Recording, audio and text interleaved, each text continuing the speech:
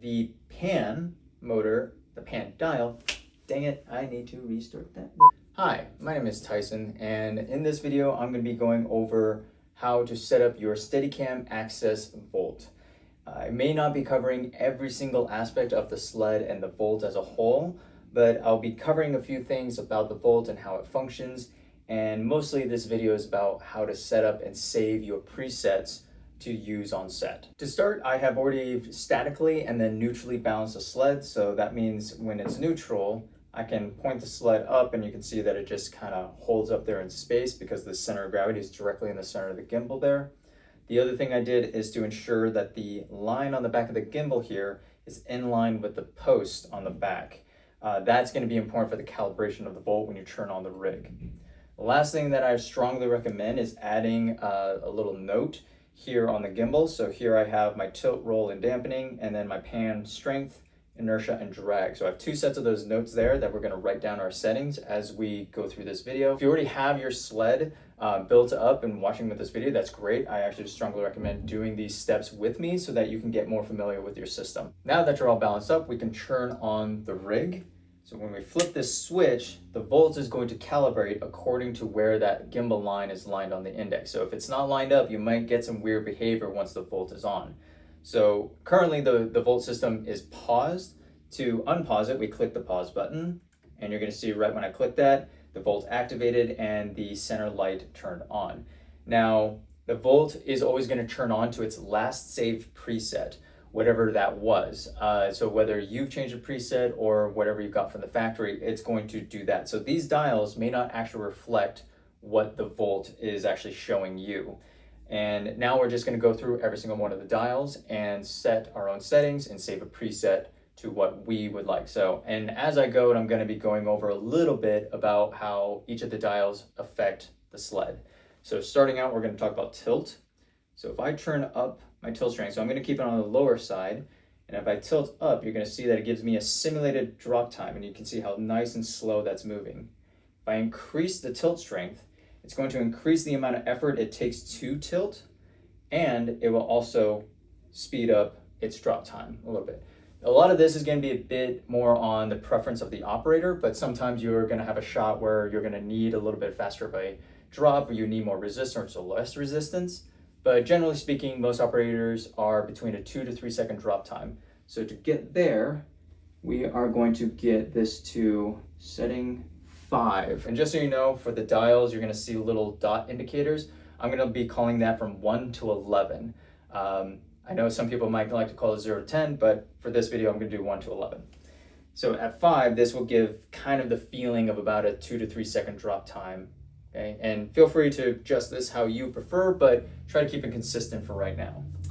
Next is going to be your roll axis. Okay, so if I keep my roll axis very low, I'm going to pan it this way so you can see. It becomes very easy to push the roll axis back and forth. Okay, now if I turn up that roll axis, I'm going to turn it to 10.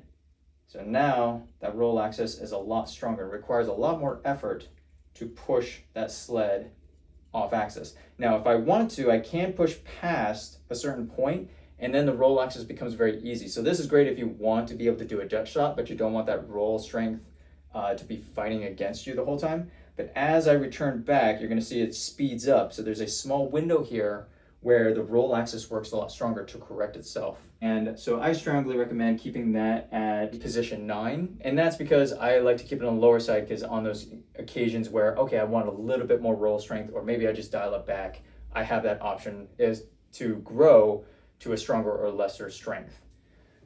Next, we have our drag. So if I keep my drag low, so I'm setting that to 4, if I tilt up and I release, you're going to see that the sled will swing back and forth, very much like if we had a drop time with the sled. So this is the pendulum motion of the sled. But if you're going to be moving around a lot, maybe you're going to want to reduce that pendulum. So if I turn up my drag, so let's go to 9, you're going to see when I tilt and release, the sled is going to swing back, and then it feathers off to land to that vertical point. Now, of course, you see I'm taking my hands off the sled so you can visually see how that's affecting the sled. In reality, you wouldn't be taking your hands off. You'd keep your hand here. And as the rig starts to tilt back down, I can feel it feathering off my hand to help guide me to this point. For the drag, I recommend taking the dial to 5, as I like that setting because then it still has some pendulum motion to it, so it gives me a little bit of feedback when I'm operating. But if you would like to have less pendulum, you can always increase that to your preferred liking. One more thing I'm going to cover here is the mode button right here, which is next to the green light. This button only affects your tilt. So right now it's a solid green light. So if I were to tilt and I click this button once, you're going to see that it now sets a new tilt angle. So I can do this on the fly and just make adjustments and click that button to choose exactly where I want that tilt to hold. Now, if I want this back to vertical, I will physically have to pull the sled down to its vertical position, then click the button again to set a new tilt angle. The second option to this mode is sticky mode. So if I press and hold the button, the light will start to blink, and that's indicating I'm in sticky mode. So now wherever I tilt, the sled will lock that tilt position. So this is really useful if you have a lot of tilts and you need those tilts to hold and you're having a hard time trying to hold it in normal mode because of the tilt motors want you to go back to a certain tilt point. So this can be really helpful depending on the type of shot that you're dealing with. Now, if you go back out of sticky mode in this position, right? If I were already tilted and I go back to normal mode, it's going to lock the tilt where you just got out of that mode for your tilt. So again, if you want this to come back to vertical, you're going to have to physically pull it, click the button to set a new tilt angle. Now that we've gone over tilt, roll, and dampening, we can go on to the pan motor. So here in the dial, this is representing your pan strength. I really recommend that if it's your first time using the rig, go to 6 or at least like 50%. 50% is going to be a great starting point for the strength to really understand how the pan motor is working. From here, we have our pan strength, tilt, roll, and dampening setup. I strongly recommend saving your preset as it is right now. To save this preset, you're going to have this second button over here. You're going to press and hold it, and then once the light starts to blink, you can release the button. And now that has saved all the adjustments we have just made so far. Now we're going to get into the pan submenu. To go into the pan submenu, you're going to press and hold the pause button for about 1 second. Once then, you're going to see the bottom LED starts to blink. And now, this first dial here is now your pan inertia, and the next dial over is your pan drag. Okay, so that's really important that these are no longer your strength or your tilt dials. Now, for this setting, I'm going to have a high inertia and low drag.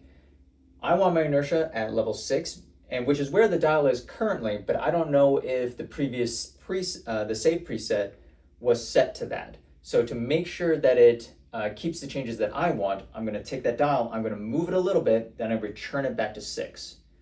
As for the drag, I'm going to move that to 3 and leave it there. And then I'm going to save this preset again. So I'm going to press and hold the second button here. Once the light starts to blink, I can release the button, and that has now saved those changes that I just made. From here, I strongly recommend taking the bolt back into the main menu so that the 4 dials up top actually represent the 4 dials that are labeled there. To do that, you're going to press and hold the pause button again for 1 second. You're going to see that bottom LED is now solid, indicating that you're back in the main menu. Now, another important detail here is that I've made changes in this pan submenu, so the pan and tilt are probably not going to represent, yet again, what the volt system is actually doing. And this is where marking the note is going to be really important. So I had my tilt set to 5, roll, it was set to 9, my drag was set to 5, pan strength was set to 6, inertia was 6, drag was 3. Now that I wrote that down, I can always look down at that paper to know what my save preset was, despite whatever my dials show me. Now we're going to jump right into making a preset for scene 2, or preset 2, depending on how you like to describe it. To get into scene 2, you're going to click this button once, and you're going to see that the orange light is on, indicating that we're in scene 2. Now I'm going to want my pan strength, the tilt, roll, and dampening to match what I had in the previous setting, because I would like the same feel for some of those things. So to make sure that it keeps the changes that I want, I'm going to touch the dial, move it a little bit, then return it to 6. For the tilt, I'm going to move it to 5. The roll, I'm going to move it a little bit, return it back to 9. Drag, I'm going to move it a little bit and return it to 5. Okay, so I just made all those changes. I'm going to press and hold the button to save the preset. You're going to see the lights start to blink.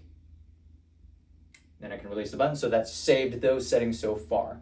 Now we're going to go into the pan submenu, press and hold the pause button. The light will start to blink. For scene 2, I'm actually going to have a high drag and low inertia. So for inertia, I'm going to turn that down to 3, and drag, I'm going to move to 6. And then we're going to save again by pressing and holding this button. Once the light starts to blink, release the button. And now that has saved those settings. Again, I like to go back to the main menu by pressing and hold the pause button. And now we have the solid light indicating we're back in the main menu. Final step, of course, is to take your pen and mark your note. And that is how you save and make presets for your Volt drive. Now, how does this help you as an operator? So let's say you're doing a shot inside of a house and you have a lot of corners you need to go around, and eventually that shot's going to go outside where it's really windy outside. So to maneuver around the corners, I want a lot of good stability as I pan around. So in scene 1, I have a high inertia, which is going to make this feel like it has a long camera body. So this makes the pan very smooth in movement, and it helps me navigate those corners. Now, as I start to go outside, the wind is starting to blow, and I don't want the wind to be pushing on the side of my camera and making the pan axis move on its own. I want to be in control of that. And this is where, once you're stepping outside, you can click this scene button to go to scene 2, which has a high drag.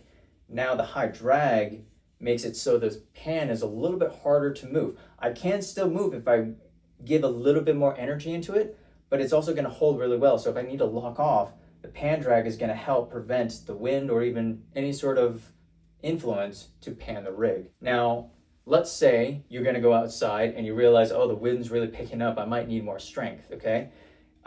Now, we don't have to get into the whole submenu and making a bunch of changes there. And this is why I had the pan strength set to 6. So let's say we go outside, we're trying out the sled. Okay, it's a little too much wind. So we're in scene 2. I'm going to go my pan strength, and I'm going to increase that to level 9, okay? So when I go click this button here, I'm in scene 1. Scene 1 is actually representing strength level 6, okay? Because I only made that change while I was in scene 2. So let's say I'm going through the hallways, I'm going around my corners. Now when I click this button, now it goes back into scene 2 with this pan strength at level 9 because I made that temporary change, okay? That is only a temporary change. And it's not going to save there unless I save it here. But if I turn off the rig, it's actually going to forget that I made that change as well. So as an example of this, I'm going to turn every single one of these dials to 0. Okay, I'm in scene 2. I've turned them all down to 0. Now the sled is acting like the volt is completely off. If I turn off the rig, turn it back on, hit the pause button to activate the motors, it's in scene 1, but the volt is active. It is not reflecting what the dials showed. And just to really drive this home, I was in scene 2 when I made those changes, right? So if I click this button in scene 2, yet again, the volt is on. So whatever changes you make on your dials, if you want to keep those changes, you have to make sure that you press and hold the save button to save those changes. If you don't want them, just by turning off and on the rig, it is going to always revert back to its original saved preset. Thank you all for watching, and I hope you all benefited from this video. Please let me know if you have any more questions. You can reach out to me on my Instagram at @HalfAsianSensation. If you have any more questions or videos that you would love to see about Steadicam or film in general, please let me know, and I'll see you next time.